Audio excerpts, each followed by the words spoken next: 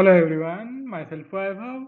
In today's session, we are seeing that the Nasdaq has been able to hold on to its yesterday's gain, even though in the European trading session we saw the major equity indices declining more than 1 percentage point. But still, as of now, the Nasdaq more or less is trading flat, and it seems like the major reason behind this uptick in Nasdaq, contrary to the broader sentiments in the market, might be its earlier decline, and now it seems that the market participants are of the view that the decline is behind, and now it's time to see if there are opportunities to again go for the long positioning in the Nasdaq in current consolidation phase. So we will be going into the technical aspects of the Nasdaq, and we will see if there are optimum entry and exit points in today's session. If you consider the trading context for the day, earlier in the day we got this industrial production data for the euro area, and as expected, there is a decline in the month of September, both in terms of month on month as well as in terms of year on year. The year on year decline is pretty steep at minus 6.8%, whereas in terms of month on month, the decline is rather modest at minus 0.4%, and this is in line with the ongoing resumption of the restrictions on the movement, and I think we will see further decline in coming months, so we will have to be careful on that front for the euro area data. Moving on to the North American trading session, we got the inflation data for the month of September, and for the month of September, we have CPI at 1.2%, which is lower than the prior month reading, and even in terms of month on month, the inflation has now gone to the neutral territory of 0%. So US as of now is not in deflationary territory from month on month perspective, but it is fairly close to that, and this is indicative of the ongoing negative impact because of the pandemic. We got the initial jobless claims weekly data for the week ended 7th November, and here the reading stands at 709K, which is even below the expectation, and I think this is the lowest the reading has been for quite a while now. So this declining trend is continuing, but still, if we compare it to the last year, these readings are substantially higher, but there is improvement in terms of weekly data. The trajectory is improving. That's the only consolation here. We are also scheduled to get the EI's WTI crude oil inventory data, and for last week, the expectations are of the drawdown, and coming on the back of last week's drawdown of almost 8 million barrel. I think if we see again this month the drawdown happening, that will be supportive of the upward trajectory which we are observing in the crude oil prices. So let's see how things will turn out once we get the data for the inventories of crude oil in United States. Now let's shift our attention to the technical aspect. First we will see the Nasdaq, and then we will move on to the Euro USD. Let's start with the Nasdaq's technical outlook. This is the daily time frame chart for the Nasdaq, and here this decline I was talking about, starting from the prior swing high close to the record highs around 12,400. The decline was rather steep, and yesterday's reversal also was fairly sharp, and now here we are looking at the 12,000 level, and this is the formation of the consolidation phase.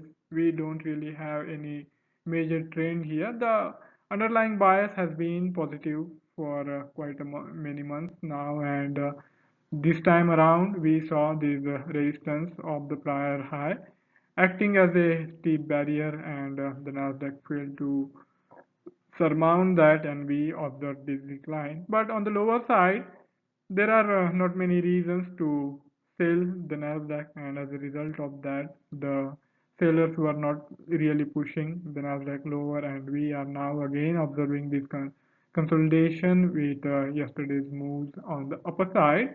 So I think moving forward, we will have to adapt more of an scalping kind of strategy here. Big swing trades are going to be hard to come by, and rather than the big swing trades, I would prefer to look for short and sharp trading opportunities where the stop losses as well as the target price will be pretty sharp to make sure that the losses are not too heavy in case we happen to be wrong, and also the profit will be commensurate with the risk we will be taking. So if we want to figure out what are the levels to look for the opportunities in Nasdaq, I think we will have to watch out for how the Nasdaq behaves closer to this first resistance zone of this month's pivot point series. Earlier, it had surmounted that, and then again it declined and got close to this central pivot point, the major support area for this month. And from those levels, it has rebounded. And if we consider this regression curve, that is also pointing northwards. So both these factors are supportive of the underlying bias on the upside, and I think here we will have to see if this resistance is going to be passed or not, and more or less we will have to rely on the lower time frame chart hourly for today's trading session. The only thing which we can use from this chart is that the underlying bias is still strongly on the bullish side. So rather than looking for the short sell trades, it will be better for us to look for buying opportunities in today's session as long as this prior swing low established around 11,600 is intact. So as long as the price is trading well above it, we can be fairly confident of the continuation of the upward trajectory in Nasdaq. So keeping that in mind, if you were to look for the buying opportunities in today's session, I think it will be better for us to look for the buying opportunities closer to the 50 SMA zone. Right now, the Nasdaq is hovering close to this 100 SMA, and there is not much of a movement. But I think in due course of time, the 50 SMA is likely to catch up if the Nasdaq sustains itself closer to the 12,000 level, and maybe in the latter hours of today's session or maybe in tomorrow's session we will have the opportunity to go for the long positions fairly close to the 50 SMA, which is right now around 11,770. So that's around 120 points below the current valuation. And as a result of that, we will have to kind of adapt a wait and watch approach here rather than going for the long trade straight away. And on the lower side, the stop loss can be kept anywhere below this 200 SMA, which is there around 11,700. So the stop loss of around 11,600 should be good enough for any scalping opportunity as long as we are going for the trade anywhere in the price band of around 11,800 to 11,900. And if we see some decline and then consolidation, even one way to trade will be to look for immediate low, immediate swing low, and if the Nasdaq starts to rise while holding well above this swing low established around 11,800, even that low can be utilized as our possible stop loss level rather than looking for this wide stop loss around 11,600. And on the higher side, then I think we will be simply going with the risk reward ratio of 1:2. So whatever the risk we are taking, at least twice the target price should be of the risk, and that will cover the losses in case we happen to be wrong.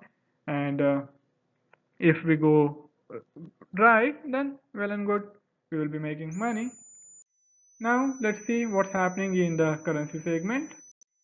The Euro USD is also consolidating for quite a while now, and this time around also the Euro USD also steeply declined after making a high closer to the 1.19, but this is the first time in almost 2 months that the Euro USD was able to cross and not really sustained, but still it crossed above 1.19 level, and it got close to or even surpassed this high established in the mid-September. Now, given the formation is now of higher highs, though not exactly of a higher low, as we have this low which is slightly lower than the prior swing low, so you can only say the higher highs. And if we see this as an EMA formation also, we are likely to see consolidation with support on the lower side, and as a result of that, I feel that here also in Euro USD we should be looking for the buy trades rather than sell trades in today's session. So if you want the trading opportunities on the buy side for the Euro USD, I think we will have to see how the price behaves closer to this first resistance of this month's pivot point series. On the lower side, we saw this support coming in and pushing the Euro USD higher, and you can even say that this is pretty much similar to the Nasdaq. The formation in Nasdaq is also similar on the 4 hourly chart. Of course, the regression curve was there on the upper side. Here, the regression curve is now bending on the lower side, and that is something we will have to be mindful of. But if the price action continues in this upper band of this regression curve, then I think we might see the flattening in a session or two.